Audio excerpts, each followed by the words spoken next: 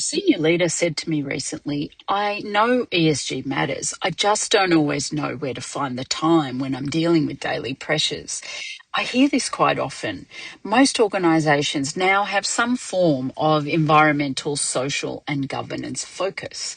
ESG is about how organisations create value over time. There are strategies, reporting requirements, and growing expectations from boards, investors, communities, and in fact, government. But in many places, ESG still sits slightly to the side. It's discussed and reported on, but it's not always integrated into strategy, risk, and everyday decisions.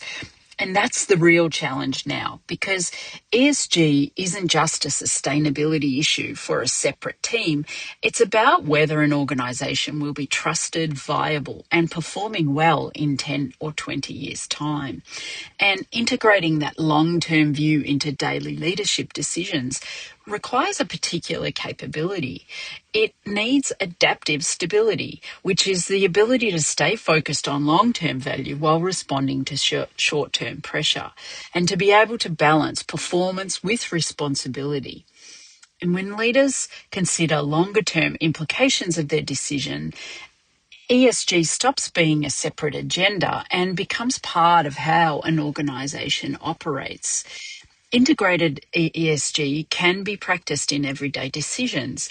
It can be a procurement choice that considers long-term supplier practices rather than just price.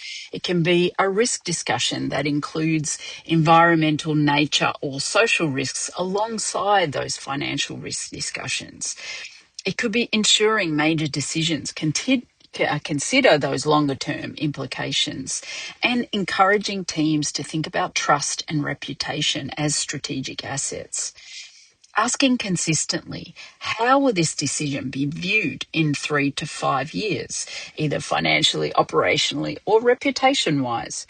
These small shifts accumulate, and they move ESG from a separate aspirational agenda to part of how the organisation operates.